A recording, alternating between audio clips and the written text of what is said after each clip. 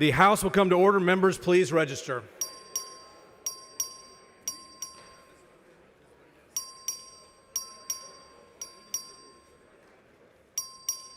Have all members registered?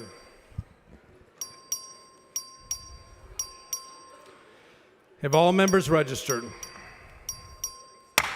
A quorum is present. The House and gallery will please rise for the invocation, which will be offered by Reverend Natalie Webb from University Baptist Church in Austin, sponsored by the Honorable Gina Hinojosa of Travis County.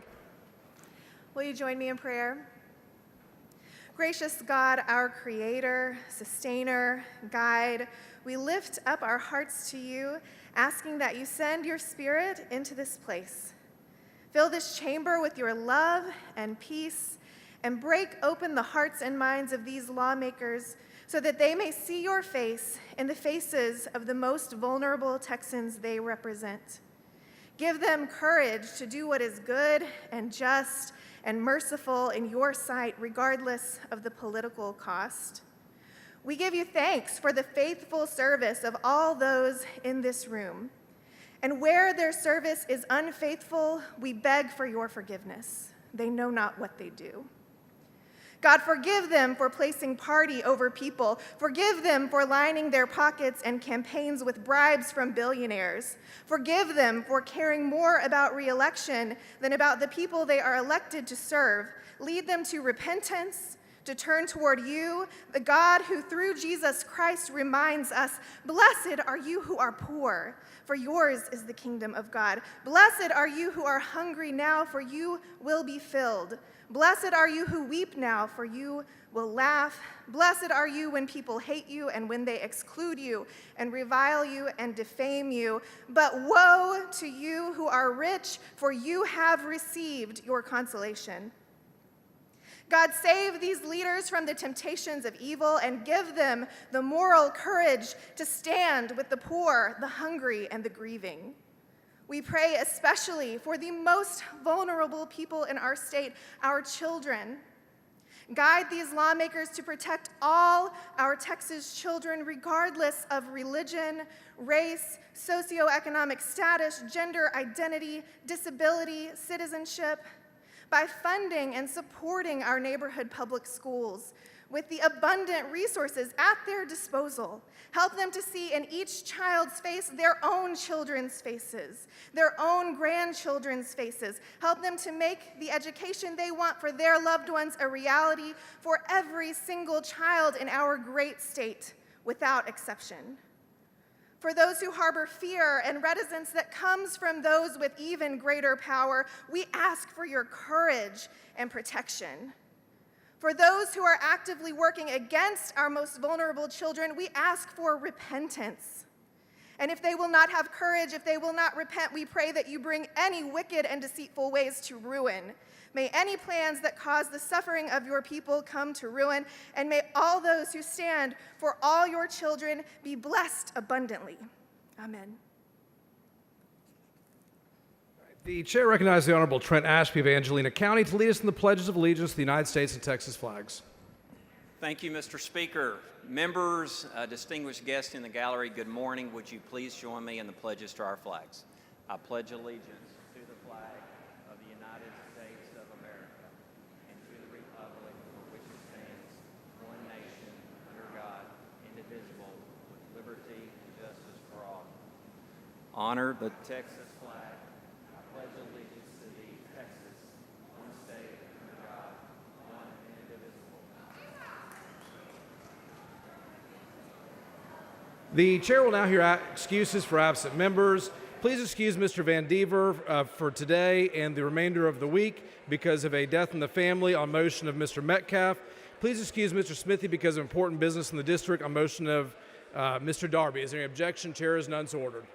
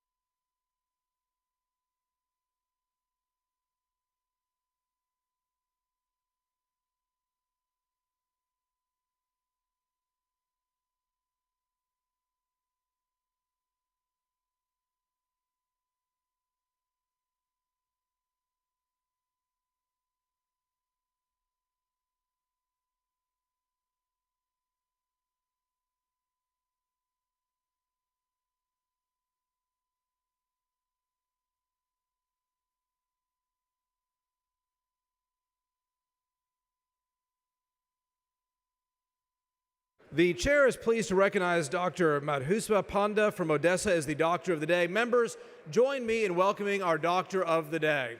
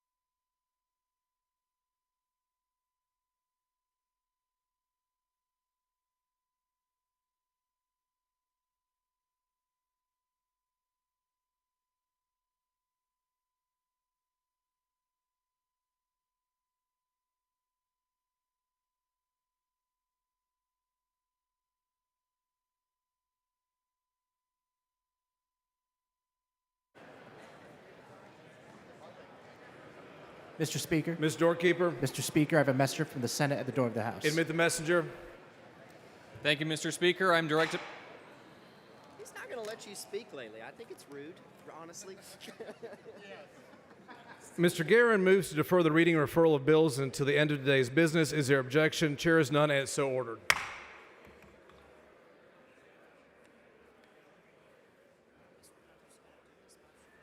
Okay. Mr. Hunter for a motion. Thank you, Mr. Speaker. I move that the House grant permission for all committees and subcommittees to meet while the House is in session pursuant to their committee postings or recess motions. Purpose of this motion, committee subcommittee scheduled meet to reconvene today upon final adjournment or recess or during bill referral permission is granted or authorized to convene upon adoption by the House of today's adjournment motion. Members, you've heard the motion. Is there any objection? Chair is none, so ordered.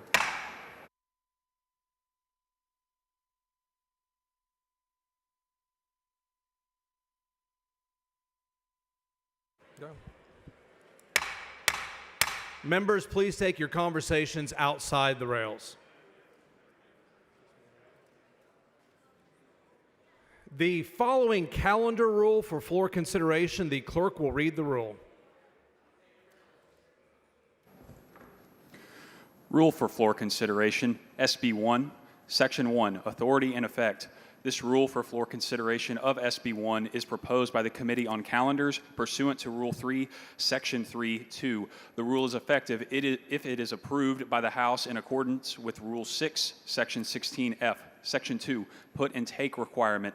A, during second and third reading consideration of the bill, any amendment that adds or increases an item of appropriations in the bill made from general revenue or a general revenue dedicated account is not in order unless the amendment contains an equal or greater reduction in one or more items of appropriation in the bill from general revenue or from a general revenue dedicated account, regardless of whether the general revenue dedicated account is subject to certification. B, the provisions of this section do not apply to an amendment that makes an adjustment in an item of appropriation solely to correct a technical clerical error. Section 3, Opening Debate. A, the opening debate on SB 1 shall not exceed 40 minutes. One extension of time not to exceed 20 minutes may be granted by majority vote. A second extension of time may be granted only by unanimous consent.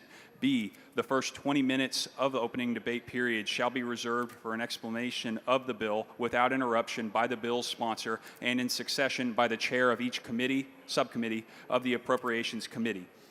C, the second 20 minutes of the opening debate period and any extensions granted pursuant to this rule shall be reserved for the bill's sponsor and the subcommittee chairs to respond to questions from members regarding the content of the bill. The speaker may alternate between recognizing the bill's sponsor and recognizing the appropriate subcommittee chair to respond to a question from another member. Section 4, Perfecting Amendment. Consideration of an individual amendment to be placed in Article 11. A, the bill's sponsor may file, after the time period prescribed by Rule 11, Section 6H, one perfecting amendment to make necessary technical adjustments. This subsection does not prohibit the bill's sponsor from offering other perfecting amendments that are in order under Rule 11, Section 6 and 7. B, during consideration of an amendment, the amendment's author may move the adoption and placement in Article 11 of the amendment, together with any changes adopted by the House, by including that instruction in the motion to adopt the amendment. Upon adoption of the motion, the text of the amendment and any changes to the amendment that have been adopted by the House will be placed in Article 11, and the Journal will reflect that the text of the amendment and any changes to the amendment adopted by the House will be placed in Article 11. Section 5. In block consideration of amendments to be placed in Article 11. A, if the primary author of a pre-filed amendment wishes to move the amendment to Article 11 without debate, the primary author shall notify the parliamentarians using a form prescribed by the parliamentarians. B, at the expiration of the opening debate period under Section 3, at the conclusion of consideration of amendments that are not to be placed in Article 11, the Speaker may recognize the bill's sponsor for a motion to adopt and place in Article 11 that proposed amendments for which the parliamentarians have received notice under subsection A. Under such motion, the question shall be put to the House. 2. 1. Adopt all amendments in a single motion. 2. Place the text and the amendments in Article 11. 3. Require the Journal to reflect that the text of each amendment will be placed in Article 11. 4. Direct the Journal clerk to distribute to members on the list of each amendment included in the motion as soon as possible. And 5. Permit members to record a vote in the Journal on individual amendments included in a motion under this section by filing a statement with the Journal clerk no later than 5 p.m. on Thursday, April 17th, with the understanding that the recording of the vote on the amendment adopted under this section does not affect the adoption of the amendment or the inclusion of the text of the amendment in Article 11. Please excuse Mr. Anchia because of important business in the district on motion of Mr. Rosenthal. Is there any objection? Chair is none, so ordered. The chair now recognizes Mr. Hunter to explain the rule. Thank you, Mr. Speaker, members.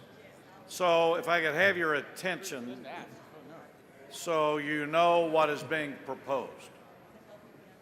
And it should be on your desks. And right now we're dealing with SB 1. And SB 1, the calendar rule, that's the budget. Now, for members that have been here more than the incoming class, this is very, very similar to what we've done during the budget. But I want to go through some highlights because we have new members that have not gone through this process. So members, the budget will be presented by Dr. Bonin and his committee members. The calendar set the budget for April 10th. So everybody note that on your calendars. April 10th is budget day. This rule is basically governing how we proceed on certain matters. As you know, in Texas, we have a balanced budget system. So the first rule that most of you are very familiar with is put and take. Now, put and take for new members is you have to do an amendment. If you're going to put money in a program, you got to show where you take it from. And that's the type of amendment the put and take is. So file your amendment, but you're going to keep it balanced because you're either going to put the money in your program, but you got to tell the members where you take it from. Now, Monday at 9 a.m. is the deadline for filing amendments. So I want to repeat that. Monday at 9 a.m., you must file your amendments. And you don't want it to say 9:01 a.m. because it's subject to challenge. So again, Monday, 9 a.m., file your amendments.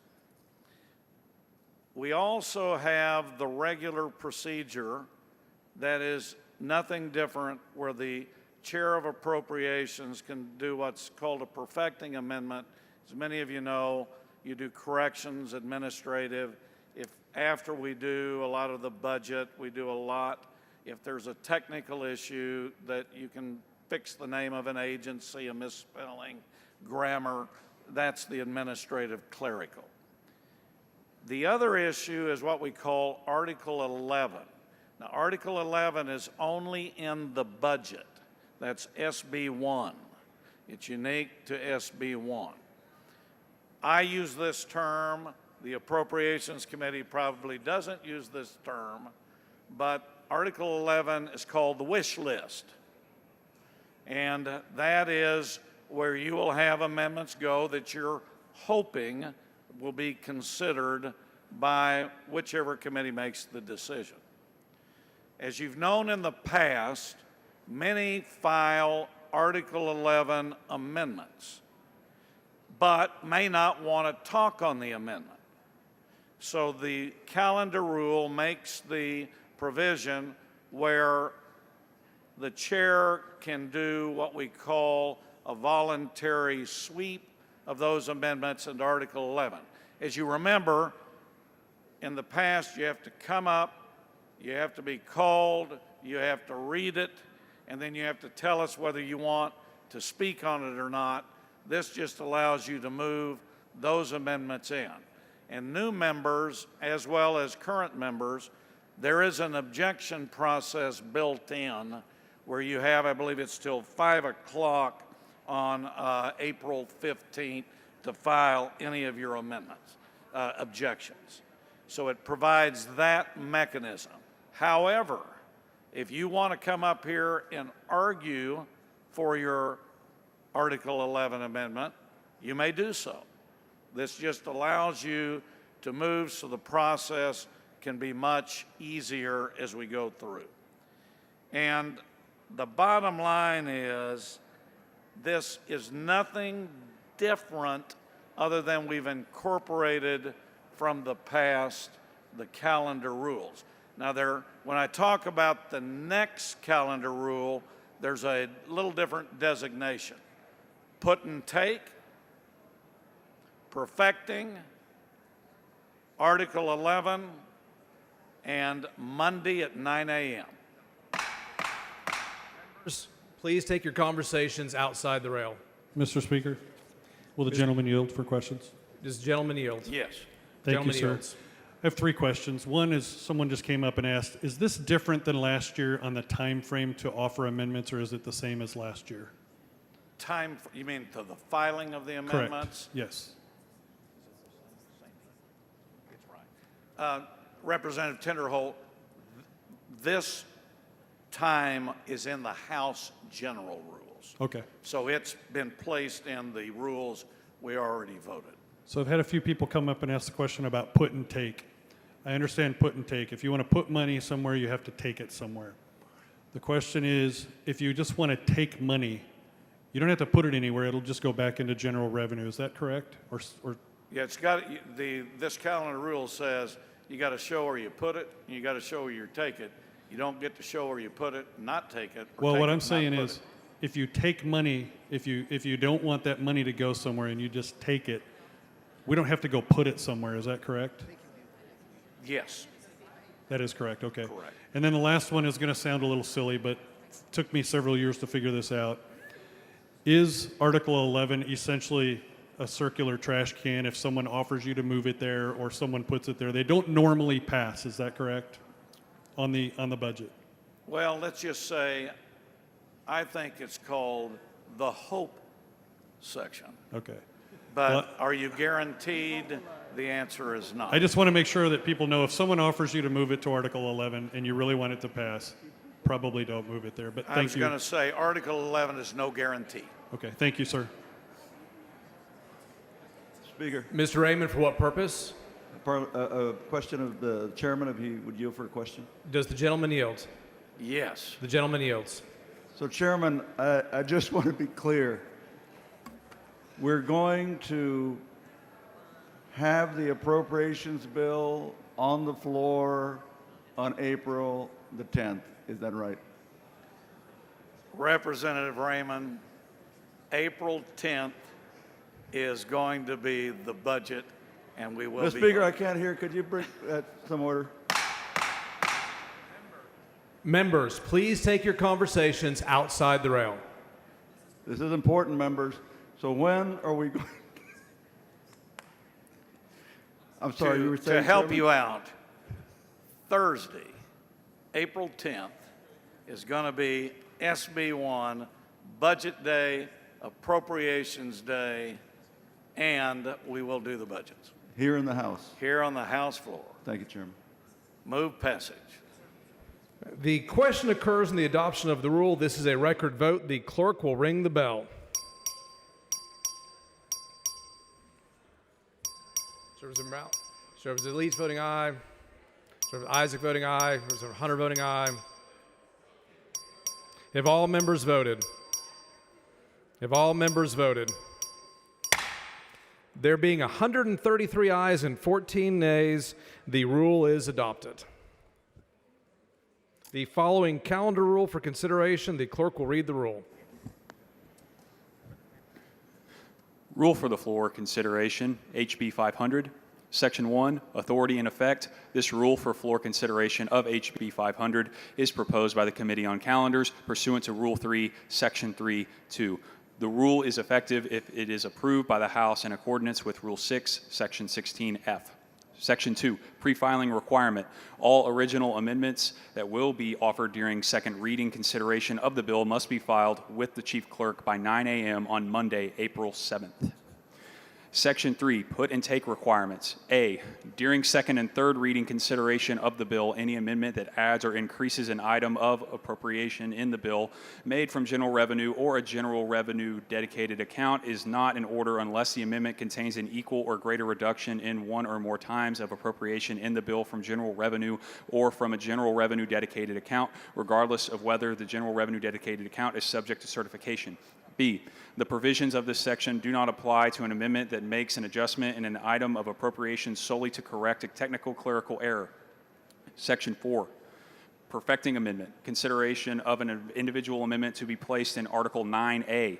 A, the bill's author may file after the time period prescribed by Section 2, one perfecting amendment to make necessary technical adjustments. This subsection does not prohibit the bill's author from offering other perfecting amendments that are in order under Rule 11, Sections 6 and 7. B, during consideration of an amendment, the amendment's author may move the adoption and placement in Article 9A of the amendment together with any changes adopted by the House by including that instruction in the motion to adopt the amendment.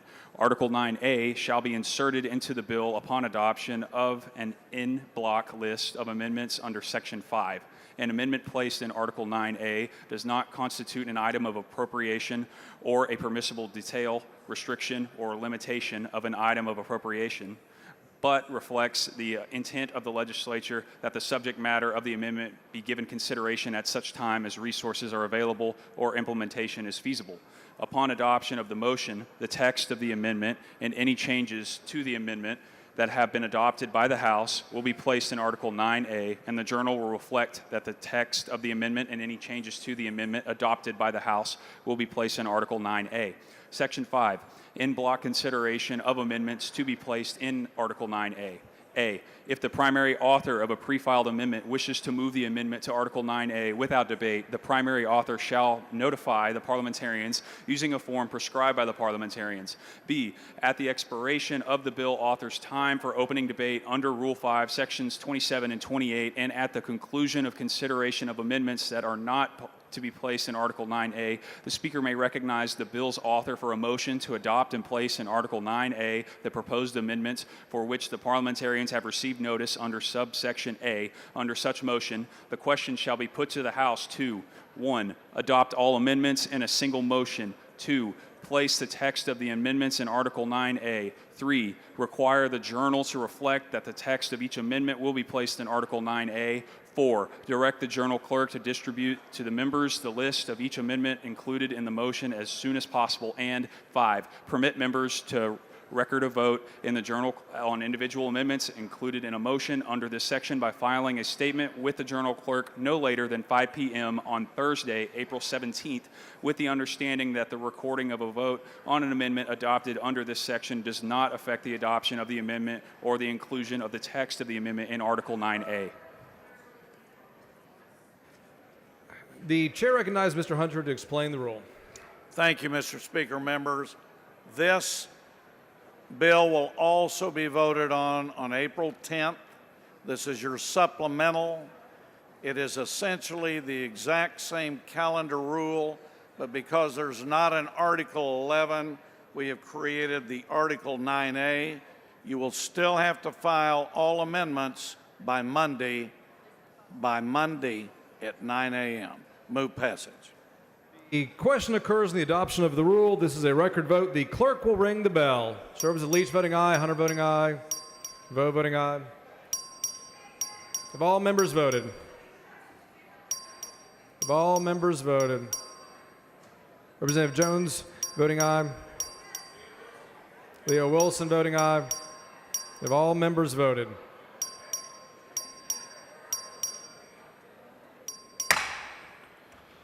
There being 131 ayes and 15 nays, the rule is adopted.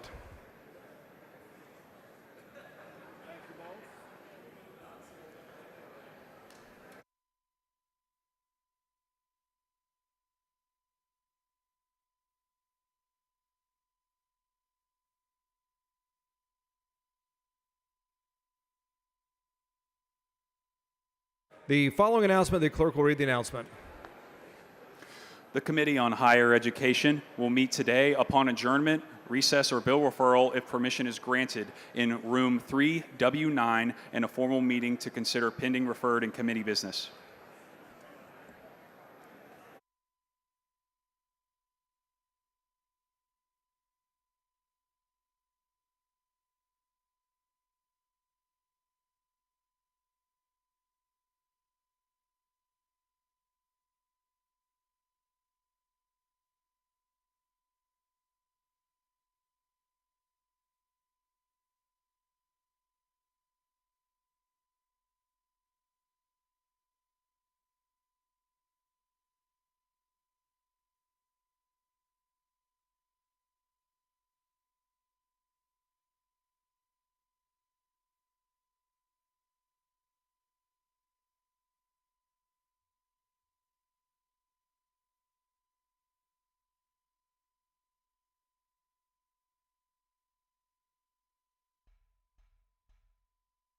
Members, please take your seat. We have a memorial resolution.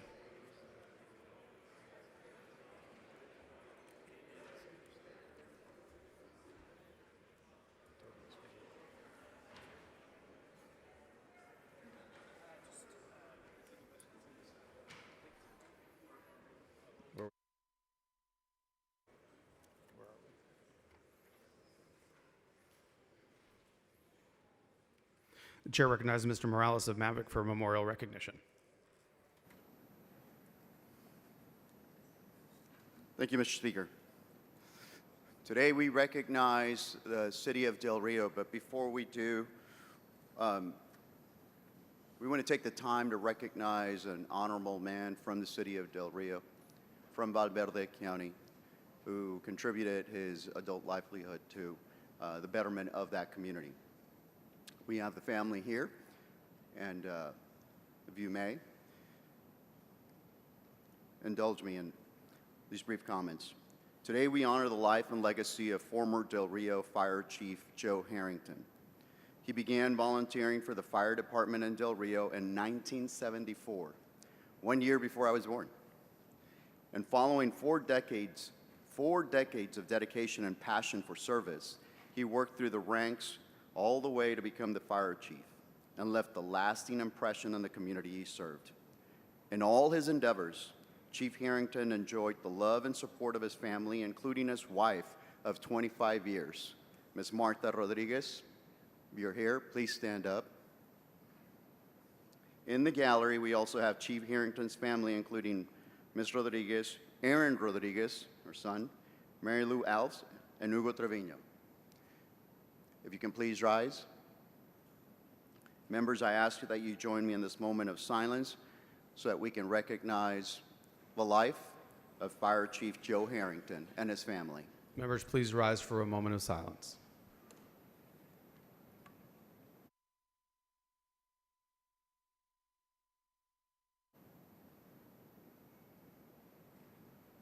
Thank you, members. Thank you, Mr. Speaker.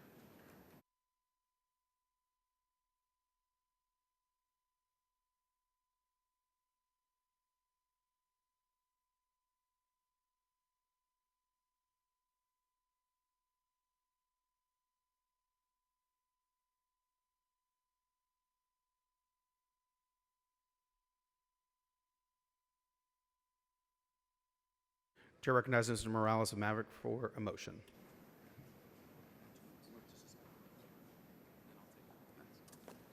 Mr. Speaker and members, I move to suspend all necessary rules to take up and consider H.R. 650.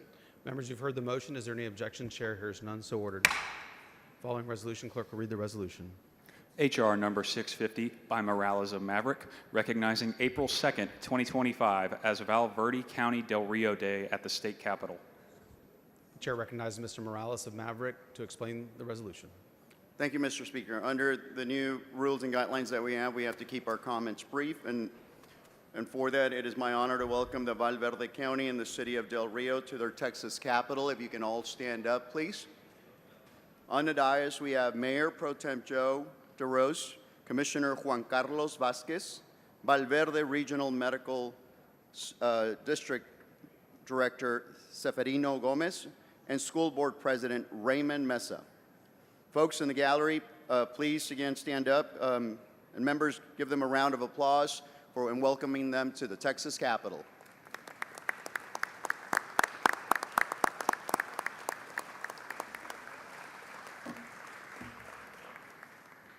Move adoption.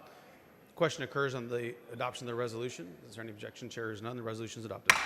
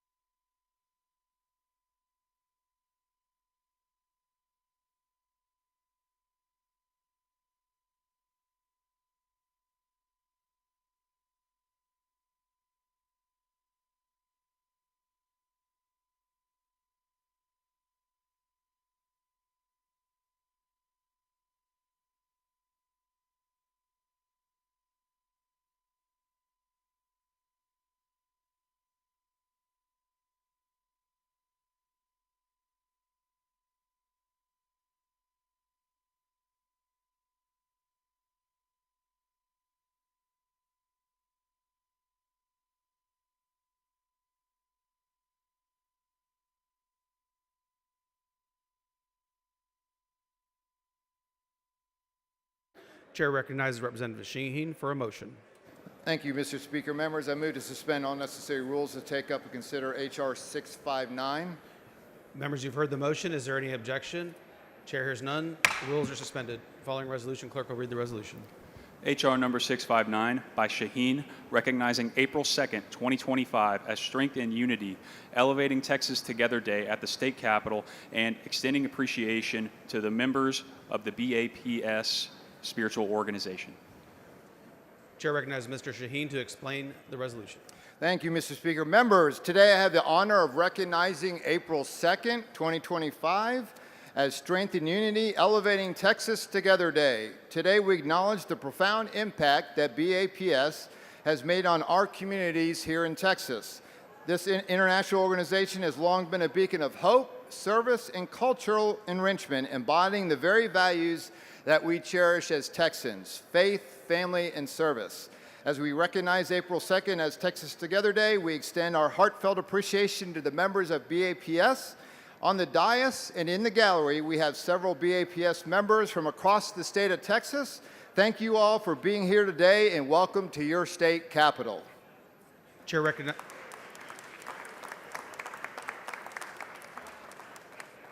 Chair recognizes Dr. Lalani. Keep standing. Yeah, keep standing. Thank you, Mr. Speaker and members.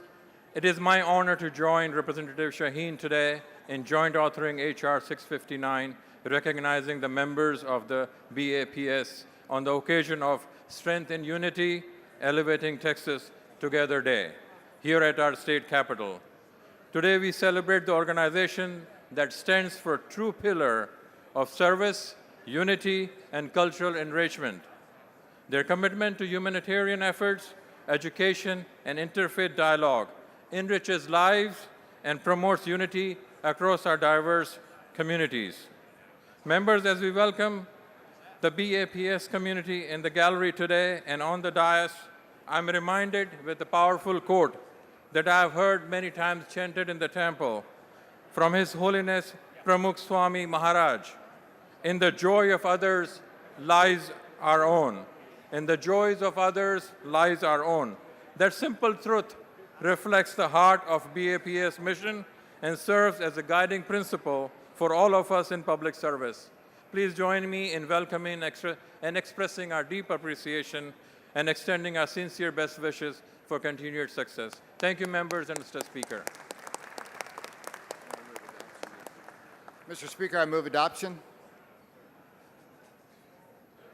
Members, you've heard the motion. Is there any objection? Chair hears none. The resolution is adopted.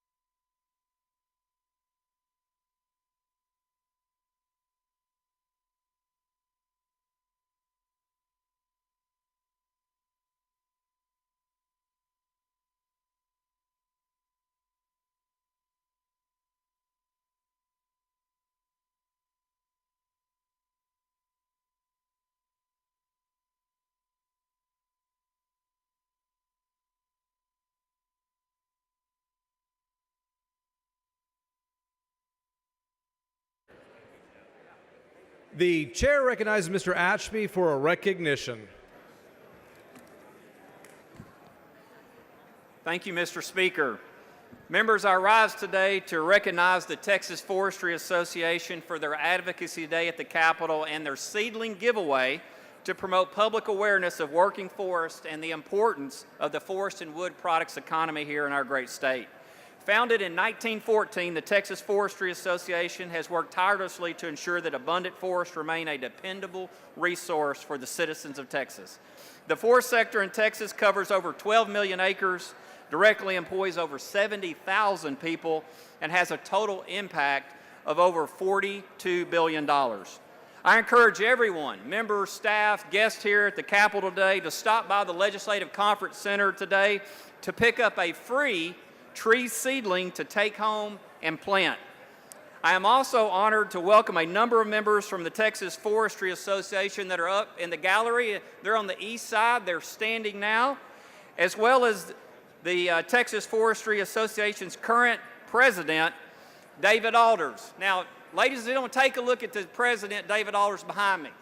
If he looks similar to someone standing just over my left shoulder, he's also the father of our new colleague, Representative Daniel Alders. Would you please join with me in welcoming these distinguished guests to their Texas house? Thank you, Mr. Speaker. The resemblance is uncanny. All right, thanks.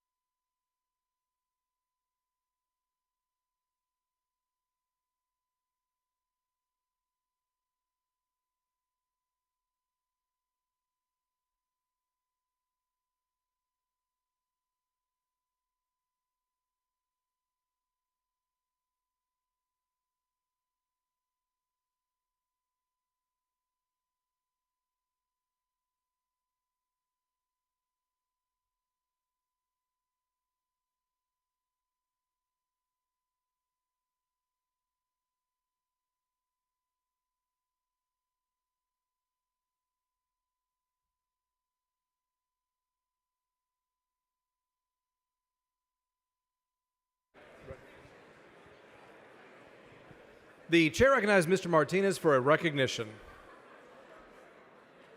Thank you, Mr. Speaker. Members, today we celebrate 75 years of dedication, innovation, and service from Half and Company that was helped shape the very foundation of Texas. What started in 1950 as a small engineering firm founded by Dr. Albert Half has grown into a leader in infrastructure with 32 offices across 6 states.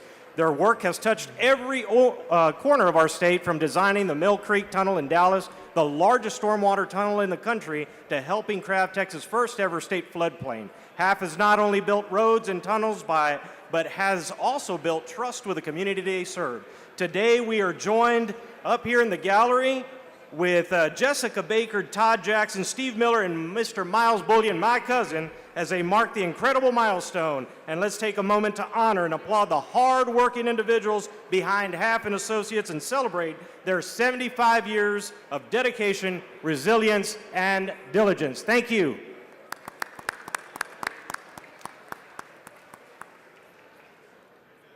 The chair recognizes Mr. Busey for a recognition. Thank you, Mr. Speaker. Members, please help me in recognizing an exceptional public servant that we have here with us today in the gallery. Mr. Mike Gleason, we're recognizing him today for his exceptional service as sheriff of Williamson County. During the course of his 31 years of service with the Sheriff's Office, Mr. Gleason demonstrated exemplary leadership and commitment to public service. Mike is here today, seated right up here. If you'll stand for us, Sheriff Gleason. A recipient of the Dr. James Moritz Endowed Scholarship from the 100 Club of Texas, Mr. Gleason graduated from the prestigious FBI National Academy of Quantico, Virginia. During his time as Sheriff of Williamson County, Mr. Gleason reinstated the Crisis Intervention Team, secured pay increases for corrections and law enforcement officers, maintained a fully staffed agency, and established a jail-to-job program for inmates. In addition to his service as sheriff, Mike also dedicated time to serving on a number of boards and committees, including the Williamson County Services Board, Bluebonnet Trails Community Services Board, Sheriff's Association of Texas Board, and Major County Sheriffs of America Foundation Committee. I want to thank you, Sheriff, for joining us here at the Capitol. We appreciate everything you've done for Williamson County, and your Williamson County delegation and former Williamson County delegation is here to applaud you. Members, help me recognize Sheriff Mike Gleason. Thank you, Mr. Speaker.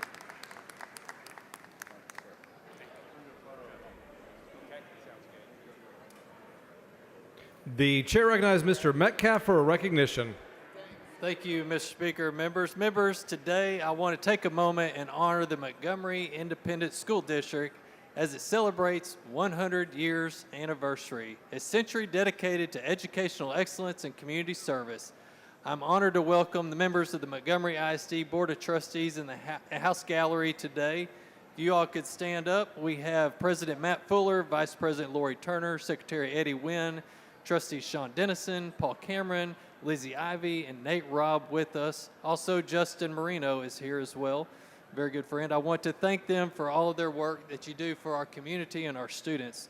Members, please join me in recognizing these board members and my friends for a remarkable legacy for Montgomery Independent School District. Welcome to your Texas Capitol.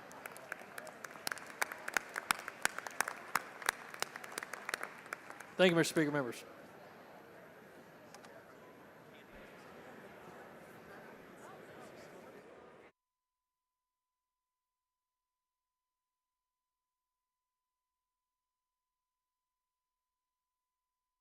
The chair recognizes Mr. Leach for a recognition. Thank you, Mr. Speaker. Members, it is my honor today to join with fellow members from North Texas and the Collin County delegation to recognize and celebrate Collin County Days. If everybody in the chamber or in the gallery from Collin County will stand up. I know you're kind of spread out, but if you'll stand up, welcome. Members, Collin County, named after Colin McKinney, who was a signer of the Texas Declaration of Independence, is one of the largest and fastest growing counties in the entire state, really in the entire country. The education level in Collin County is twice as high as the state and U.S. averages, with more than 90% of the workforce holding a high school diploma and over half having earned their bachelor's degree. A highly skilled workforce is truly what makes Collin County a leader in job growth. We've attracted major corporations like Toyota, J.P. Morgan Chase, Raytheon, NetScout, the PGA, Texas Instruments, and many, many more, including many great small and mid-sized businesses. Collin County is home to over 30 cities and towns that have been named best places to live, work, and raise a family. I'm proud to welcome, I think in the gallery today, over 100 representatives from Collin County, and including somewhere, well, they were supposed to be on the dais, so I'm not going to introduce them. But we've got mayors and city councilmen and school board members and superintendents and a bunch of great people from Collin County. Welcome, and thank you for being here at your Texas Capitol.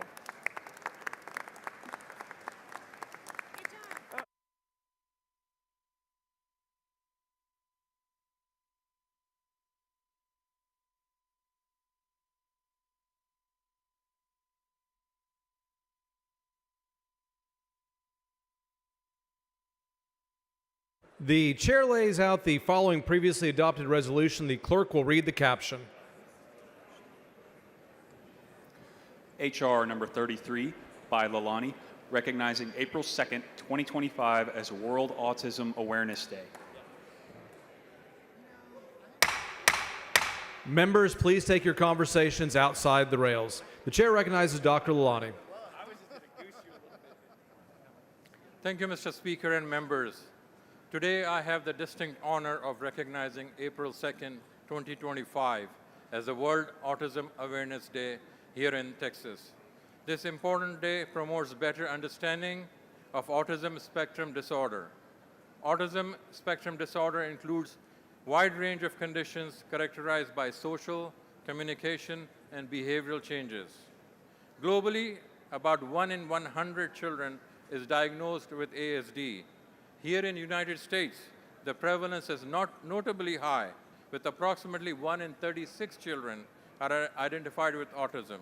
In Texas, it is estimated 800,000 individuals are living with ASD, underscoring the importance of awareness in supporting services. Dr. Temple Garden, a renowned autism advocate, once said, "The world needs all kinds of minds." This is a powerful statement that reminds us of the value and potential within every individual. Today, let us foster compassion, understanding, acceptance for all those affected by autism. I encourage all Texans to commit themselves to promoting inclusion and support for our friends, neighbors, and family members living with ASD. Irrespective of our abilities, we should get equal opportunities to thrive. Thank you, Mr. Speaker. Thank you, members. The chair recognizes Representative Rodriguez Ramos.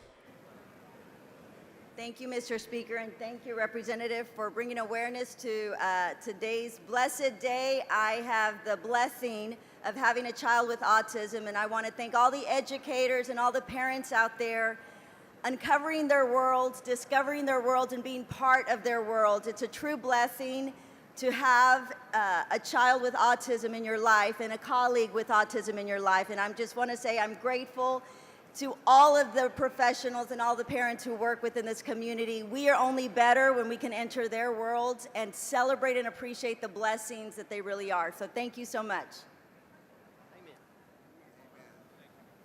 Thank you, members. Thank you.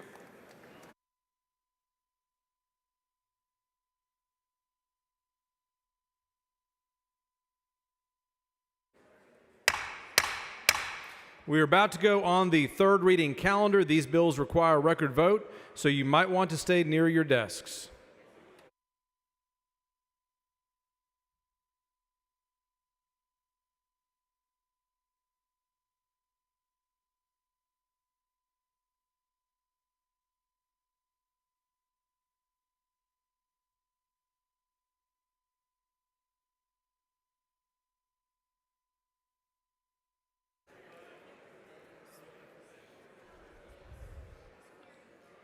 The chair lays out on third reading House Bill 195. The clerk will read the bill. HB number 195 by PLISA, relating to the dissemination of certain school district ad valorem tax-related information. The chair recognizes Ms. Plisa to explain the bill. Thank you, Mr. Speaker and members. This is the same bill we heard yesterday. It promotes transparency and accountability in our property tax system. Taxparency. I appreciate everybody's support yesterday, and I hope for your favorable consideration today. For a better Texas, I move passage. The question occurs in the final passage of House Bill 195. This is a record vote. The clerk will ring the bell. Show Representative King voting aye, Hunter voting aye, Jones voting aye, Police voting aye. Representative Jones voting aye. Have all members voted? Have all members voted? There being 130 ayes and 17 nays, the House Bill 195 is finally passed. The chair lays out on third reading House Bill 13. The clerk will read the bill. HB number 13 by King, relating to creating the Texas Interoperability Council and a grant program administered by the council. Chair recognizes Mr. King to explain the bill. Thank you, Mr. Speaker. Members, House Bill 13 creates the Texas Interoperability Council. Move passage. The question occurs in the final passage of House Bill 13. This is a record vote. The clerk will ring the bell. Show Representative King voting aye, Representative Hunter voting aye. Have all members voted? Have all members voted? There being 129 ayes and 18 nays, the House Bill 13 is finally passed. Chair lays out on third reading House Bill 143. The clerk will read the bill. HB number 143 by King, relating to the authority of the Railroad Commission of Texas and the Public Utility Commission of Texas to address a failure by an operator to maintain an electrical power line serving a well site or certain surface facilities in accordance with the National Electrical Code. Chair recognizes Mr. King to explain the bill. Thank you, Mr. Speaker. Members, House Bill 143 seeks to clarify the statutory authority of the Railroad Commission and the PUC of Texas to implement an MOU to help prevent wildfires. Move passage. The question occurs in the final passage of House Bill 143. This is a record vote. The clerk will ring the bell. Chair Representative King voting aye. Hunter voting aye. Have all members voted? Have all members voted? There being 132 ayes and 15 nays, House Bill 143 is finally passed. Chair lays out on third reading House Bill 135. The clerk will read the bill. HB number 135 by Button, relating to an exemption from sales and use taxes for game animals and exotic animals. Chair recognizes Ms. Button to explain the bill. Thank you, Mr. Speaker. Members, this is a bill that clarifies the exemption for exotic game animals. Move passage. The question occurs in the final passage of House Bill 135. This is a record vote. The clerk will ring the bell. Hunter voting aye. King voting aye. Have all members voted? Have all members voted? There being 118 ayes and 27 nays, House Bill 135 is finally passed.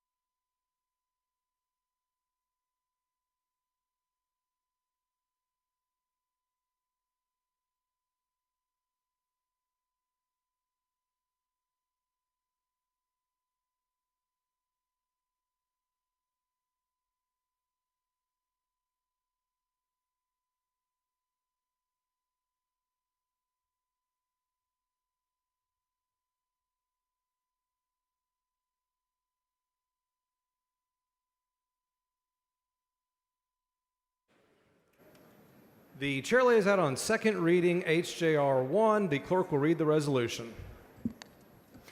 HJR number 1 by Meyer, proposing a constitutional amendment to authorize the legislature to exempt from ad valorem taxation a portion of the market value of tangible personal property of a person owns that is held or used for the production of income. The chair recognizes Mr. Meyer to explain the resolution.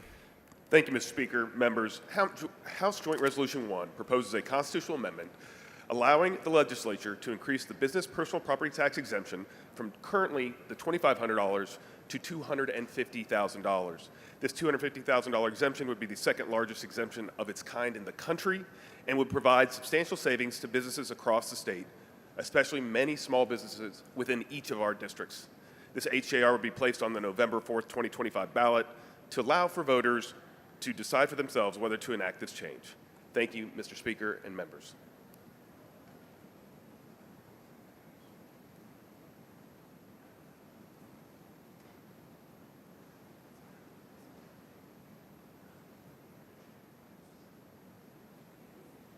The following amendment, the clerk will read the amendment.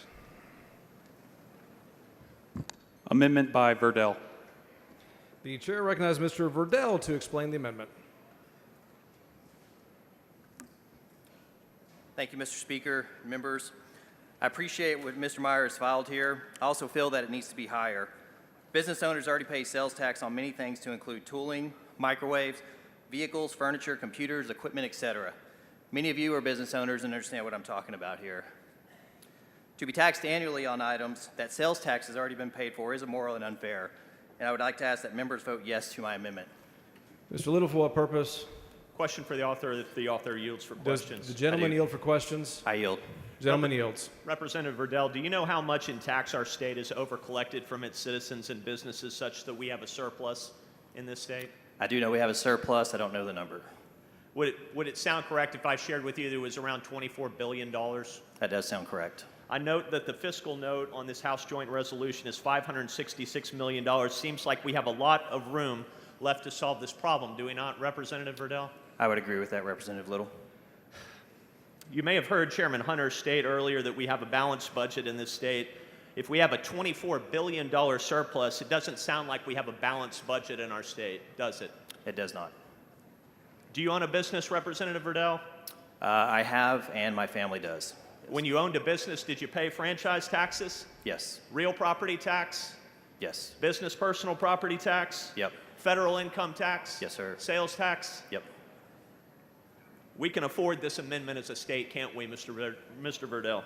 Yes, sir.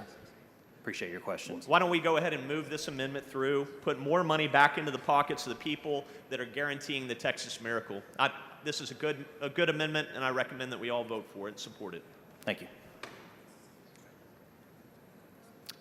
Ms. Luther, for what purpose? Does the gentleman yield for questions? Does the gentleman yield? I do yield. Gentleman yields. Hi, Mr. Verdell, when you buy a car in the state, how many times do you pay taxes on it? You pay the sales tax on it, and then if you are a business owner, you're going to pay an annual property tax on the value of that vehicle also. So for every year that you own that or it's part of your business, you're going to pay for it multiple times? That's correct. And same for forklifts and many other equipment, all other equipment. So is that a form of double taxation? It is 100% double taxation. Thank you, sir. Thank you. I move that this amendment gets passed. Thank you. Thank you. Mr. Meyer, in opposition to the amendment.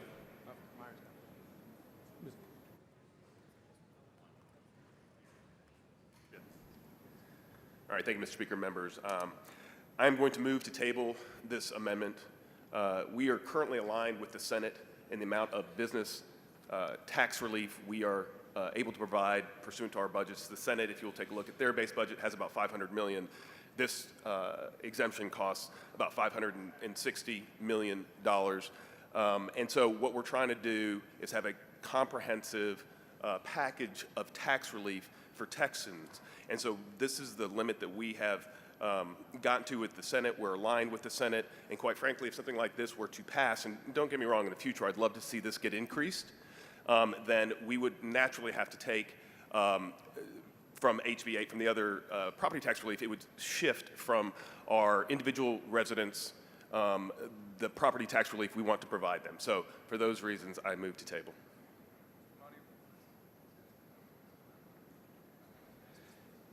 Mr. Myers moved to table, so the only thing I can do is recognize Mr. Verdell to close. Mr. Verdell to close. Like I said, I really appreciate Representative Myers filing this bill. I think it's a great bill, and I think that regardless of whether this amendment passes or not, that we should pass this bill. But I would like to ask that y'all take a vote on this, and I hope somebody will request a record vote on this amendment. Thank you. Mr. Verdell sends up an amendment. Mr. Meyer moves to table. The question is on the motion to table. If you are in favor of the amendment, vote no on the motion to table. If you are opposed to the amendment, vote yes on the motion to table. A record vote has been requested. The clerk will ring the bell. Show Mr. Meyer voting aye. Have all members voted? Mr. Garcia voting no. Have all members voted? There being 102 ayes and 42 nays, the motion to table prevails.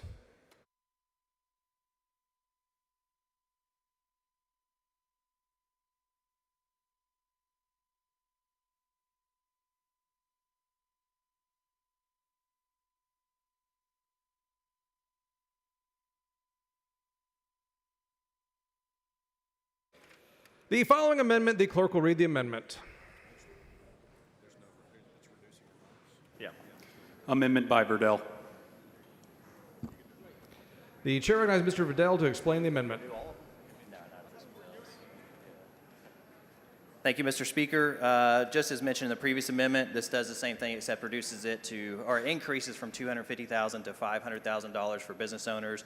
And with that, I would like to request a record vote, and I close. Thank you. The chair recognizes Mr. Meyer in opposition to the amendment. Thank you, Mr. Speaker. Members, for the same reasons as previously stated, we have a set amount. We are aligned with the Senate. We want to work with the Senate and the governor to get meaningful property tax relief for all Texans, and therefore I move to table this amendment. Mr. Verdell to close. Just for the sake of time, once again, the same thing, and I really would appreciate y'all that you help a lot of business owners out. I know many of y'all are business owners. Thank you very much. Mr. Vidal sends up an amendment. Mr. Meyer moves to table. The question occurs in the motion to table. If you're in favor of the motion, the amendment, vote no on the motion to table. If you're opposed to the amendment, vote yes on the motion to table. A record vote has been requested. The clerk will ring the bell. Show Representative Meyer voting aye. Representative Goodwin voting aye. Have all members voted? Have all members voted? There being 109 ayes and 34 nays, the motion to table prevails.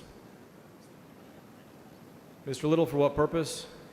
Thank you, Mr. Speaker. I move that all remarks regarding Amendment 1 to HJR 1 be reduced to writing and placed in the journal. You've heard the motion. Is there any objection? Chair is none, so ordered.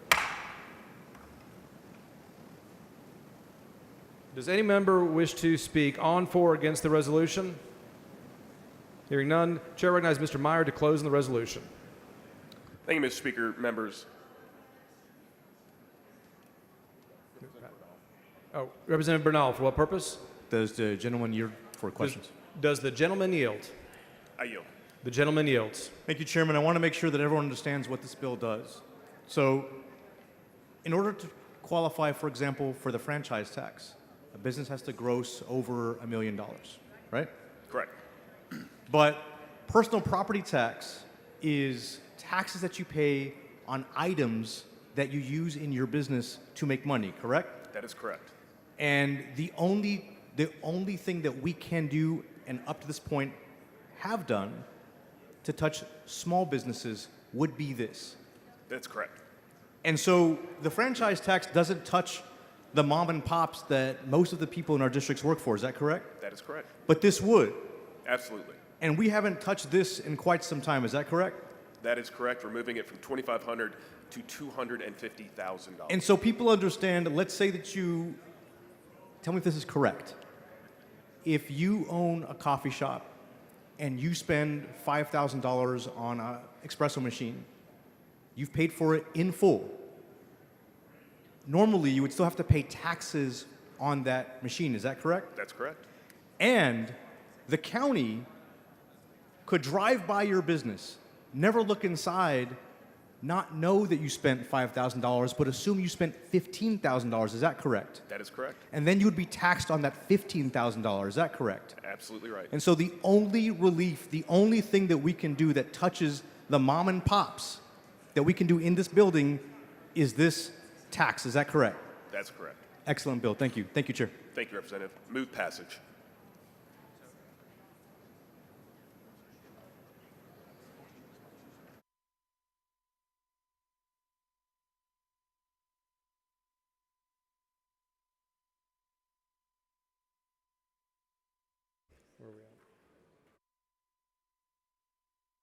The question occurs in the adoption of HJR 1. This is a record vote required by the Constitution.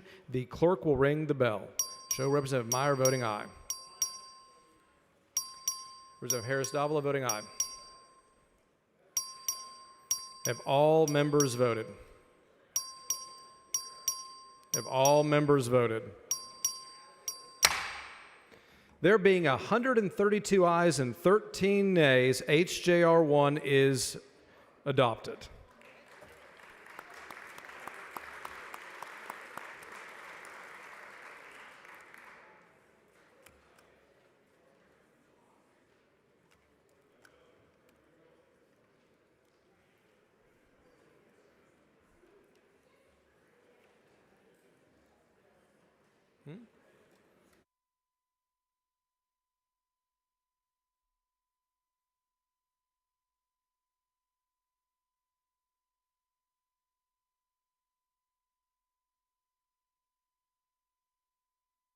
The chair lays out on second reading HJR 2. The clerk will read the resolution. HJR number 2 by Guerin, proposing a constitutional amendment prohibiting the legislature from imposing death taxes applicable to a decedent's property or the transfer of an estate, inheritance, legacy, succession, or gift. The chair recognizes Mr. Guerin for a motion. Thank you, Mr. Speaker. Members, I move to postpone further consideration of HJR 2 until 10 a.m. April 15th. You've heard the motion. Is there any objection? Chair is none, so ordered.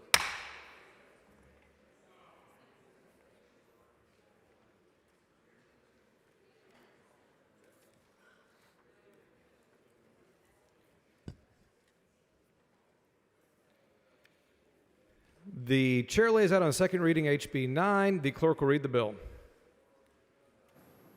HB number 9 by Meyer, relating to an exemption from ad valorem taxation of a portion of the appraised value of tangible personal property a person owns that is held or used for the production of income. The chair recognizes Mr. Meyer to explain the bill. Thank you, Mr. Speaker. Members, this is the enabling legislation to H.R. 1, which we just passed. In addition to increasing the exemption from $2,500 to $250,000, HB 9 also eliminates the onerous paperwork that many of our small business owners have to go through currently if they're under the $250,000 threshold. It eliminates the paperwork for them. And with that, Mr. Speaker, members, I move passage. Mr. Money, for what purpose? Will the gentleman yield for questions? This gentleman yields. I will. The gentleman yields. I had questions about the onerous paperwork, but the onerous paperwork is not only on the business side, is it? The county itself expends a lot of bureaucratic time and energy on guessing how much stuff is worth, working through sending out renditions to business owners, and that costs the taxpayers money as well, correct? That is correct. So this saves taxpayers money, it saves taxpayers hassle, and it saves the taxing entities money and hassle as well, correct? You're absolutely correct, Representative Money. All right, thank you. It's a very good bill. Thank you, sir. Ms. Collier, for what purpose? Mr. Speaker, will the gentleman yield for some questions? Does the gentleman yield? I will yield. The gentleman yields. Chair Meyer, I just have some clarifying questions so I can understand. In terms of the exemption that you're raising for the tangible personal property, this is going to be less money that can be collected by a taxing entity. Is that right? That's correct. All right. And where would a taxing entity be able to make up the difference? That'd be up to the individual taxing entities to figure out how they would, if they needed to, because as we currently know, Representative, a lot of the local taxing entities are taking in way too much money as we speak. They are taking it from our constituents, and so that would be something that they would need to deal with, but quite frankly, they take enough from our constituents as we sit here today. Oh, well, you mentioned something that may not be relevant to this bill. You said they're taking in too much tax money, and maybe the issue deals with the appraisal values that are attached, which are out of control, I would agree with you, appraisal values, but also say tax rates are out of control, and so that's why we're looking to address that this session. But doesn't the state have a maximum amount of tax rate that a local government can charge? They do, but local governments, depending upon the different taxing entities, can absolutely charge the rates that they see fit. Some are more, some are less, and depending upon if there's different exemptions to it. So, yeah, I think I want to give money back to my constituents, as I'm sure everyone else does. Well, we could also limit the amount that they could charge in terms of the rate, since you said that we control that at the state level. Well, that's not in this particular Well, bill. I'm just saying This deals with the exemption for business personal property. Sure, I understand that. So back to this particular bill. So if by a local government, the city, say for instance, is unable to collect this particular amount, the difference between the two, was it 250 or 250,000 of the appraised value, which we're not addressing in here, the appraised value, but you're just saying as the appraised value. If they're not able to collect that difference of what we've put the limitations on, you're saying that they can find any way to make it up. So maybe raise the water bill. No, ma'am. They need to do what we do here and have a balanced budget and constrain their spending. And like this bill does, this gives relief back to our constituents. Ma'am, I don't work. I'm not an elected official. I don't work for a city. I don't know how they would need to get there, but I do know this: we need to rein in what they're currently doing. And if they need to figure out how to make this up, they need to figure out how to make this up.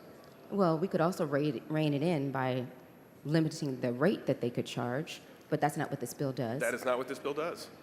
In terms of, you said that they can make it up somewhere else. And so I'm just trying to think of the other ways that they can make up the difference. One would be raising the water bill, raising garbage collection rates, These are all things that are passed on to the consumer. Ma'am, my bill does not address rates. It addresses a business personal property tax exemption I that all of our, understand. well, let me finish, that all of our small business owners desperately need. And I'm here for the people, and I'm asking about, you're saying that they can make it up somewhere else. And these are things that a city charges for: water, garbage, roads. There's other things that they, charge and pass on. And so they're going to have to find a way to make up the No, loss. I would suggest they tighten their budgets. I'm sorry? I would suggest they tighten their budgets and become more lean. Is that something that we could do here at the state legislature? Again, my bill deals with business personal property, but if you're asking my suggestion, that's my suggestion. But we could also tighten it up by putting caps on how much they could charge in the tax rate, and that would do the same thing that you're doing here. No, ma'am, and again, mine is just about business personal property. Right. Doesn't deal with the rates. Okay, I'm trying to make sure that I understand how this is going to impact the people in my district.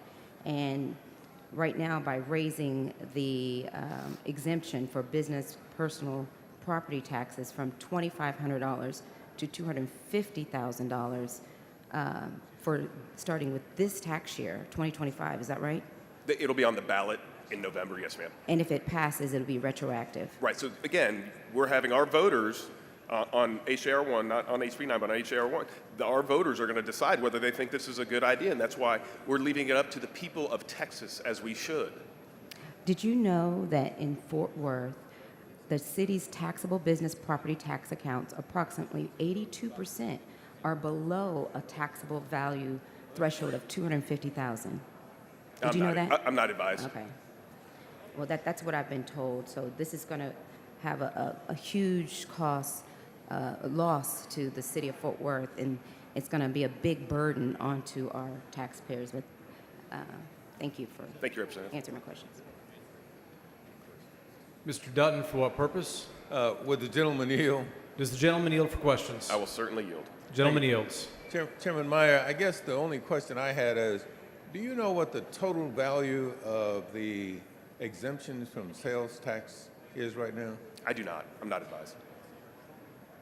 Okay, because it seems to me that we're adding to that, but I was just curious about what the total exemptions would be valued at right now. I don't currently know that total, but Representative Dutton, we certainly can get you that information. And again, finally, I think somebody told me that this one is totaling about $35,000. Is that right? I'm sorry, in what regard do you mean totaling about $35,000? That the exemptions we're totaling under this bill is about $35,000 only? Again, Representative, I'm sorry, I don't understand the question or the dollar amount. What is the $35,000 that you're would be the amount that would be exempted under.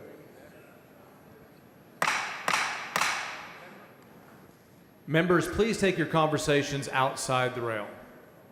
I'm sorry, Representative, please restate your question. Well, I was just trying to get some idea of how much money we were talking about in terms of this particular bill. Oh, for small businesses Yes. to save? Right.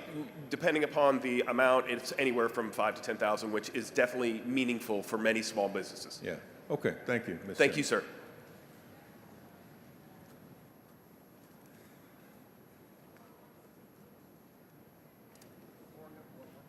Mr. Morgan, for what purpose? Does the gentleman yield for questions? Does the gentleman yield for questions? Yes, sir, I do. Gentleman yields. That $5,000 to $10,000 that you just spoke about, that's money that will go to help families that own these small businesses. It'll help them provide for their children, money that goes back into the economy. Is that correct? Absolutely correct, Representative. Yeah. And this bill helps those small businesses ensure that they can continue to operate those small businesses by exempting things that they already pay taxes on. Is that correct? Absolutely, you're correct, Representative Morgan. This is a double taxation that we're trying to provide relief to our small business owners and families in our communities. Thank you very much. Thank you, sir. Appreciate it. Does any member wish to speak on, for, or against the bill? Chair recognizes Mr. Meyer to close. I move passage. The question occurs in the passage to engrossment of HB 9. A record vote has been requested. The clerk will ring the bell. Show Representative Meyer voting aye. Have all members voted? Have all members voted?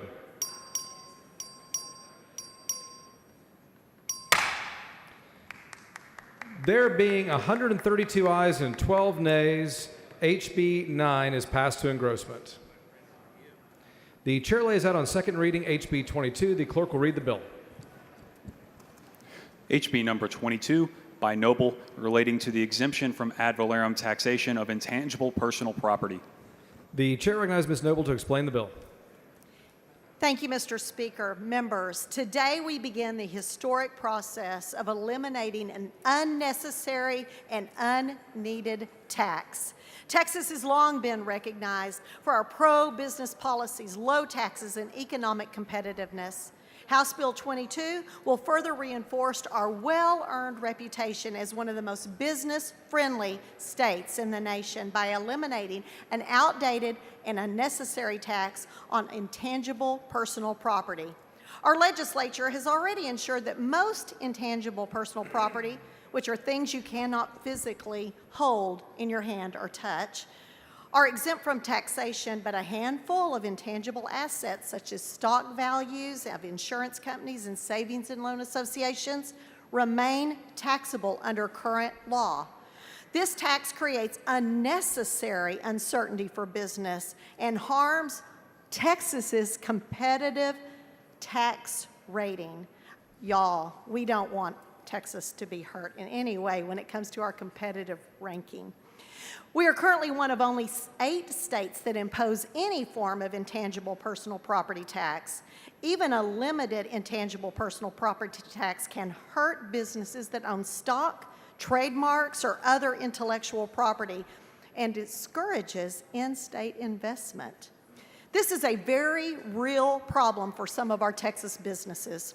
While undergoing a property value study, the Comptroller's Office and the businesses have long debates trying to settle on the taxing of intangible property owned by that business. This tax wastes time and efforts, yet only provides minimal revenue to our state. House Bill 22 is a straightforward fix. By passing this bill, we will remove an unnecessary burden on businesses, ensure consistency in our tax code, and maintain Texas's status as a national leader in economic opportunity and investment. I move passage. Mr. Pursuit, for what purpose? Will the lady yield for some questions? I will yield for questions. She yields. Thank you, Representative Noble. I believe in the fiscal note of this bill, it looked like and I don't want to use this term minor, because even $1 of tax is significant to the person that pays it. Would you agree with that? I absolutely agree with that. And so even though the fiscal note of this bill may only, I think 145,000 was the example for 2024, and we might view that as a limited tax, is it true that businesses have to evaluate this tax, study whether they have to pay it, and incur the fees related to that and for compliance with this law? Absolutely. Yes. I'm sorry. Absolutely. Go further. No, go ahead. So, we talk a lot about eliminating property taxes, which I'd of course love to do. This is an intangible personal, what kind of tax? Property tax? Yes. And your bill eliminates a version of the property tax. Is that correct? Absolutely. It will take it completely out of our tax code so that future legislatures will not have that to build on. And I'm so proud of that. So limited cost, but high cost of compliance for businesses that we're going to get away with this. And in the Absolutely. process, eliminating one of our property taxes. Is that fair? That is correct.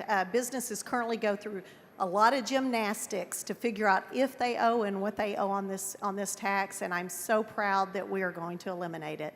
Thank you, Representative, for a good bill. Thank you. Mr. Little, for what purpose? Does the gentlelady yield for questions? Gentlelady yield for questions. She yields. Thank you. Representative Noble, how much property statewide is on the property tax roll that would be affected by this bill? That is a great question. This is a really hard one to nail down. In 2023, it was, $323,879. Okay, so just to be clear for the taxpayers of the state of Texas, we're talking about a total of intangible personal property statewide that has a value of $323,879? That probably sounds minor to you, but it is very, very, very hard for these businesses to nail that amount down, and they go through a lot of work to figure out that they owe what they owe and that they owe on these intangible personal property items. Well, having done property tax litigation myself for 20 years, it seems to me that we're capturing a few pieces of personalty that's owned by businesses in this state. Stock. Do we know how much stock is on the property tax roll in the state? I do not. Do you happen to have that information? No. Do we know how much in trademark there is on the property tax roll in the state, or intellectual property? I do not. I just have those numbers in the totality from 2023. So what I'm trying to understand is, and I'm trying to explain, excuse me, what I'm trying to understand and explain to the people back home in my district who are in the middle of a property tax crisis is why we are emphasizing an exemption on business personal property that is going to affect a total of less than $400,000 in value, not tax, in value in the state. And so what do you suppose I should say to the people in my district who are suffering under property taxes that we are emphasizing today, resolving one category of business personalty that has less than $400,000 in total taxable value statewide? It may be minor to you, but for these businesses that have to do this, it is major. And when it hurts our tax competitiveness ranking as a state, you're talking about hurting businesses that may be willing to come here in the future. And all of that affects all Texans. Do we know how many taxpayers we're talking about statewide? I do not. Do we know what categories of taxpayers we're talking about? I do not, but I will say to you that dissing any taxpayer in the state of Texas is disrespectful to them. Well, what taxpayers are we talking about? Is it just savings and loans and insurance businesses, or is it more than that? Those are the ones that I know for sure are being taxed on this. That is insurance companies and savings and loan associations. Is there anyone else in Texas that we are aware of or know about who is paying this intangible personal property I am not tax? aware of others, but others are being assessed on it when they do their property value study with the comptroller. So it does affect other businesses other than the ones I mentioned. Thank you, Representative Noble. Thank you. Representative Dutton, for what purpose? Will the gentlelady yield? I sure Gentlelady will. yield. She yields. Thank you, Mr. Speaker. Again, let me ask this question.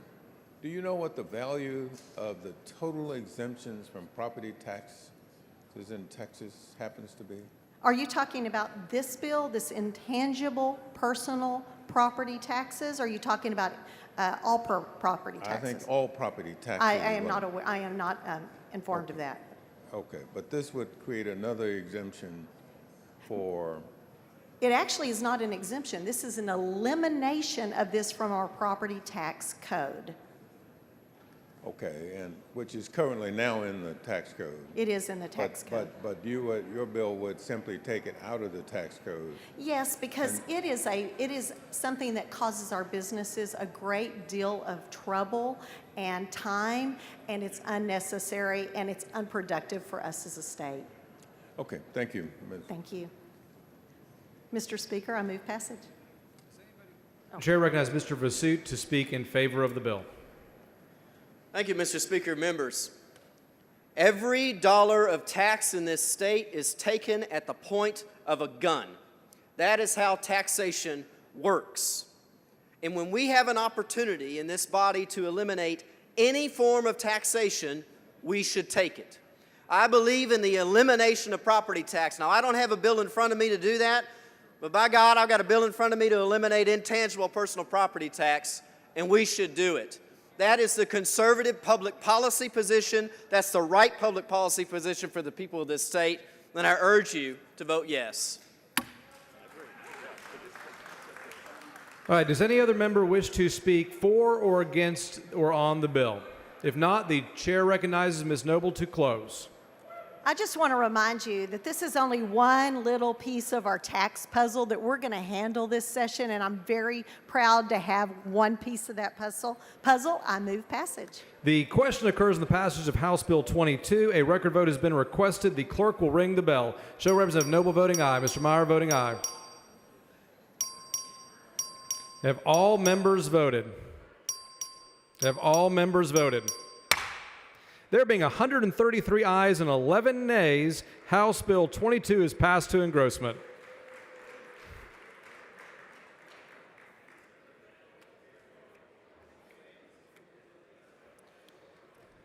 The chair lays out on second reading House Bill 908. The clerk will ring the bell, or read the bill.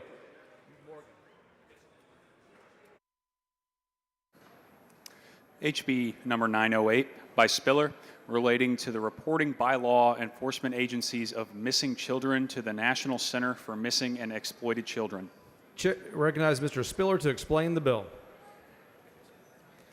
Thank you, Mr. Speaker. Members, first of all, this bill has absolutely nothing to do with taxes. What it does have to do with, however, is missing children, something we should all care about. House Bill 908 seeks to strengthen Texas' commitment to protecting missing children by ensuring that law enforcement agencies report missing child cases to the National Center for Missing and Exploited Children database in a timely and a standardized manner. It clarifies and enhances existing procedures for law enforcement to ensure that every missing child's case is handled with the urgency and efficiency it deserves. In short, current law requires law enforcement to report missing children to the Texas Clearinghouse and the National Crime Information Center within 2 hours of receiving a report. House Bill 908 adds a requirement, among doing other things, that agencies must also report the case to the National Center for Missing and Exploited Children within the same 2-hour window. It's a common-sense, child-centered reform that ensures missing children are reported to all necessary law enforcement and child safety organizations without delay. Incidentally, this is at no cost whatsoever to the taxpayer. This bill helps law enforcement work more efficiently and, most importantly, gives missing children a better chance of being found quickly and safely. I'd move passage. Does any member wish to speak on, for, or against the bill?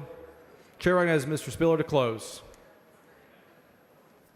Thank you, Mr. Speaker. Members, I move passage. The question occurs in the passage to engrossment of House Bill 908. All those in favor say aye. All those opposed say nay. All those in favor say aye. All those opposed say nay. The ayes have it. House Bill 908 has passed to engrossment.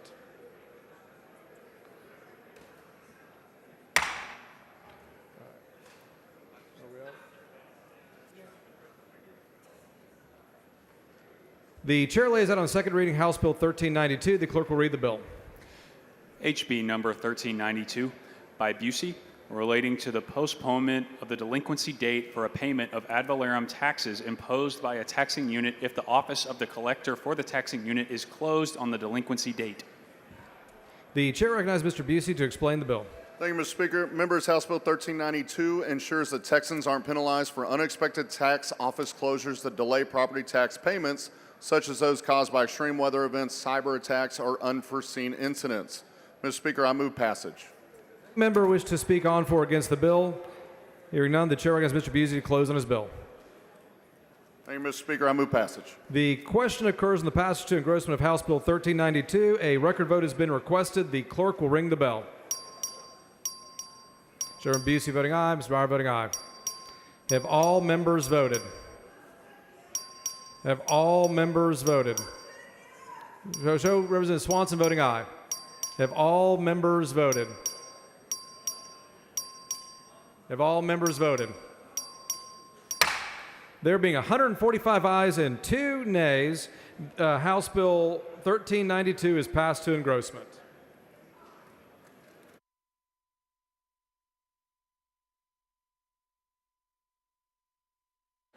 Members, the Speaker's desk is clear. If you have any announcements, please bring them down front.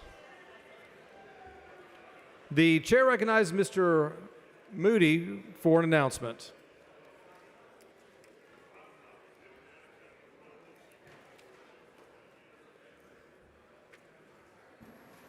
Thank you, Mr. Speaker and members. Real quick, change of plans for Capital Commission Bible study. The Fishbowl is where we usually meet, but it's not available today. So I'm welcoming y'all down for lunch in my office with Scott Wall at Capital Commission for Bible study. As soon as we adjourn, that's GW18. Just go down the elevators and over to your left. You're more than welcome to join us. Thank you. The chair recognizes Ms. Isaac for an announcement. Thank you, Mr. Speaker. Members, the Texas International Produce Association is here today. They're on the South Steps, and they're handing out fresh produce. And also, don't forget that Fruit and Vegetable Day in Texas schools is the last Friday of this month, April 25th. Thank you. The chair recognizes Mr. Lambert for an announcement.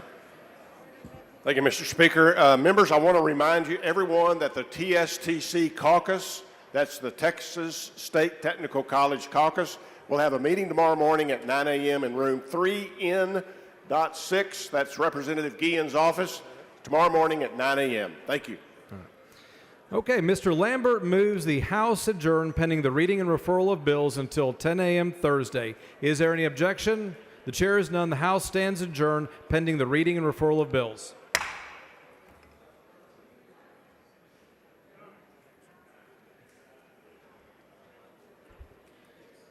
The following bills and resolutions on first reading and referral to committee. The clerk will read the bills and resolutions. HB 1520 by Kitzman relating to the Angelina Nueces River Authority, following recommendations of the Sunset Advisory Commission, specifying grounds for the removal of a member of the Board of Directors or for the Committee on Natural Resources. HB 1525 by Kitzman relating to the Lower Nueces Valley Authority, following recommendations of the Sunset Advisory Commission, specifying grounds for the removal of a member of the Board of Directors or for the Committee on Natural Resources. HB 1530 by Kitzman relating to the Sabine River Authority of Texas, following recommendations of the Sunset Advisory Commission, specifying grounds for the removal of a member of the Board of Directors or for the Committee on Natural Resources. HB 1535 by Kitzman relating to the Trinity River Authority, following recommendations of the Sunset Advisory Commission, specifying grounds for the removal of a member of the Board of Directors or for the Committee on Natural Resources. HB 4401 by Voe relating to the collection of fees and refunds under the Chapter 006 of the Transportation Code of the Comptrollers or for the Committee on Transportation. HB 4402 by Gomez relating to the human operators of the certain automated motor vehicles or for the Committee on Transportation. HB 4403 by Gomez relating to the election of a junior college district trustees by plurality vote or for the Committee on Higher Education. HB 4404 by Pearson relating to the consideration of the provision of law enforcement, fire protection, and emergency services by Commissioners of Court of the Texas Commission on Environmental Quality when determining whether by grant or deny a petition for the creation of a conservation or reclamation district or for the Committee on Natural Resources. HG 4405 by Kane relating to the Commission to coordinate celebrations of the bicentennial anniversary of Texas independence or for the Committee on Culture, Recreation, and Tourism. HB 4406 by Phelan relating to the reporting of direct campaign expenditures by certain persons and political committees or for the Committee on State Affairs. HB 4407 by Phelan relating to providing property tax relief through the public school finance system and property tax appraisal and admission for the Committee on Ways and Means. HB 4408 by Dean relating to the required reporting of information for the ownership and control of certain healthcare entities providing civil penalty for the Committee on Public Health. HB 4409 by Oliverson relating to audiology and speech language pathology, interstate compact authorizing fees for the Committee on Public Health. HB 4410 by Longoria relating to the Medicaid reimbursement rates for certain ground ambulance services or for the Committee on Human Services. HB 4411 by Gomez relating to school district hearings regarding complaints for the Committee on Public Education. HB 4412 by Landgraf relating to the use of hotel occupancy tax revenue by certain municipalities or for the Committee on Ways and Means. HB 4413 by Paul relating to the mass balance to renewable biomass feedstocks used to produce renewable chemicals or for the Committee on Environmental Regulation. HB 4414 by Alders relating to certain criminal offenses involving mail or mail receptacle keys or locks creating criminal offenses or for the Committee on Criminal Jurisprudence. HB 4415 by Gomez relating to the waiver of immunity from certain employment discrimination actions in connection with a workers' compensation claim or for the Subcommittee on Workforce. HB 4416 by McLaughlin relating to disorderly threatening behavior measures by public schools or institutions of higher education to prevent that behavior, increasing criminal penalties or for the Committee on Criminal Jurisprudence. HB 4417 by Gomez relating to the use of certain money by the State Highway Fund for certain projects for safe routes to school program for the Subcommittee on Transportation Funding. HB 4418 by Marlasa Maverick relating to the authority of the county attorney and the district attorney to enforce human trafficking awareness and prevention in commercial lodging establishments or for the Committee on Trade, Workforce, and Economic Development. HB 4419 by order relating to the General Peace Officers Commission by the Health and Human Services Commission Office for Inspector General for the Committee on Human Services. HB 4420 by Rose relating to the collection of information available beds in inpatient mental health facilities providing acute psychiatric treatment for the Committee on Public Health. HB 4421 by Rose relating to the available resources to certain state agencies to support sustain peer recovery organizations in the state, referred to the Committee on Public Health. HB 4422 by Rose relating to discriminatory practices by health benefit plan issuer, pharmacy benefit plan, and third-party payer with respect to certain entities participating in the federal drug discount program, referred to the Committee on Insurance.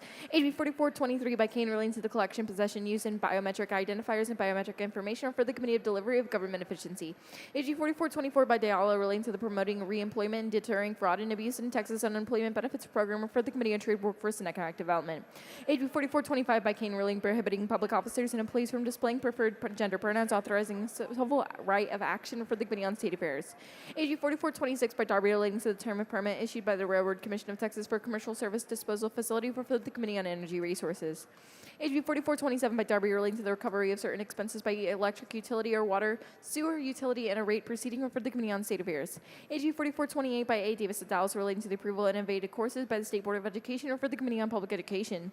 HB 4429 by McQueen relating to the designation of a portion of U.S. Highway 281 by Blanco and Burnett counties as the McCloy Memorial Highway, for the Committee on Transportation. HB 4430 by McQueen relating to the annual study of motor vehicle collisions in the state, referred to the Committee on Transportation. HB 4431 by Kane relating to the repealing of chapter of the local government code related to zoological operation and maintenance boards, referred to the Subcommittee on County and Regional Government. HB 4432 by Dean relating to the Board of Directors of the Texas Mutual Insurance Company, referred to the Committee on Insurance. HB 4433 by Dean relating to the requirements of attaining an interbasin water transfer permit, for the Committee on Natural Resources. HB 4434 by Turner relating to the treatment for ad valorem tax purposes of the residential homestead of a totally disabled veteran, referred to the Committee on Ways and Means. HB 4435 by Orr relating to the maternal health program for certain healthcare providers, referred to the Committee on Public Health. HB 4436 by Louderback relating to certain images captured by the unmanned aircraft purposes for the news gathering, for the Committee on State Affairs. HB 4437 by Caprilino relating to the requirement of the Department of Information Resources implement, develop certain systems and databases to authenticate and track certain digital content, or for the Committee of Delivery of Government Efficiency. HB 4438 by Schaffner relating to the preceptor program and the pediatric subsidy for medical students in the state, for the Committee of Higher Education. HB 4439 by Metcalf relating to creating the Governor's Medal of Service Award to recognize service to the people of Texas, or for the Committee on State Affairs. HB 4440 by Leo Wilson relating to the use of receipts for attendance credit purchased under the public school finance system, or for the Committee on Public Education. HB 4441 by Villalobos relating to the administration of topical medications of certain healthcare facilities, or for the Committee on Public Health. HB 4442 by Bojani relating to the elective courses mindfulness for the middle school, junior high school, and high school students, or for the Committee on Public Education. HB 4443 by Bojani relating to the establishment of the Texas Workforce Commission and pilot program to train workers for the career in energy sufficient technologies, and for the Subcommittee on Workforce. HB 4444 by Bojani relating to the authority of the Public Library to provide multilingual resources for emerging communities, or for the Committee on Culture, Recreation, and Tourism. HB 4445 by Bojani relating to the participation in a uniform group coverage program for active school employees, or for the Committee on Pensions, Investments, and Financial Services. HB 4446 by Cortez relating to transition of certain veterans' mental health initiatives from the Texas Health and Human Services Commission to the Texas Veterans Commission, or for the Subcommittee on Defense and Veterans Affairs. HB 4447 by Hecklin relating to information the Property Owners Association must file with the Texas Real Estate Commission, authorizing administrative penalty, for the Committee on Trade, Workforce, and Economic Development. HB 4448 by Hecklin relating to the automated artificial intelligence review of library material purchased by public schools, providing administrative penalty, for the Committee on Public Education. HB 4449 by Smithy relating to the sale of alcoholic beverages in certain annexed by certain municipalities, and for the Committee of Licensing and Administrative Procedures. HB 4450 by Johnson relating to the procedures of approving certain projects and permits applications by the Texas Historical Commission, or for the Committee on Culture, Recreation, and Tourism. HJR 181 by Perez of El Paso proposing Constitution Amendment authorizing the elections for the recall of a member of the Board of Trustees of the Independent School District, or for the Committee on Public Education. HJR 182 by Patterson proposing Constitution Amendment authorizing the Veterans Land Board to authorize general obligation bonds in the aggregate principal amount that is greater than the amounts previously authorized, or for the Committee on Pensions, Investments, and Financial Services. HJR 183 by Noble proposing Constitution Amendment authorizing the property tax reduction to reduce school district maintenance and operation ad valorem taxes, dedicating the certain inconsequential general revenue and certain general revenue that would otherwise be transferred to the Economic Stabilization Fund to that fund, refer to the Committee on Appropriations. HJR 184 by Reynolds proposing Constitution Amendment provide a person of a convicted felony with the rights of vote for the Committee on Elections. HJR 185 by Gonzalez of El Paso proposing Constitution Amendment to require the governor to execute a model gaming compact with the Alabama Cochituara tribe and the Sur Pueblo to authorize those tribes to sue in the state if the governor fails to execute the model gaming compacts, or for the Committee on State Affairs. HJR 186 by Allen proposing Constitution Amendment prohibiting slavery and involuntary servitude to the Committee on State Affairs. H.J.R. 187 by Cook, proposing constitution amendment authorizing the legislature to exempt from ad valorem taxation the percentage of the assessed value of the property owned by certain disabled veterans, or for the Committee on Ways and Means. H.J.R. 188 by Berry, proposing constitution amendment authorizing the local government water development fund to assist in financing water projects in the state, or for the Committee on Natural Resources. H.J.R. 189 by Hopper, proposing constitution amendment specifying the authority of the Attorney General to prosecute a criminal offense prescribed by the election laws of the state, or for the Committee on State Affairs. H.J.R. 190 by Hopper, proposing constitution amendment to limit the time that a person may serve as a member of the Texas House of Representatives to 12 consecutive years, as a member of the Texas Senate to 14 consecutive years, or for the Committee on State Affairs. The following resolutions are being referred to the Committee on Local Consent Calendars. H.R. 682 by Leo Wilson, H.R. 683 by Perez of El Paso. The following resolutions by Hannah Jose are being referred to the Committee on Local Consent Calendars. H.R. 684 through H.R. 689, H.R. 690 by Letterback, H.R. 693 by Lozano, H.R. 694 by Curtis. The following resolutions by Leach are being referred to the Committee on Local Consent Calendars. H.R. 695 through H.R. 697, H.R. 698 by Johnson, and H.R. 699 by Orr. Pursuant to a previously adopted motion, the House stands adjourned until Thursday, tomorrow, April 3rd, at 10 a.m.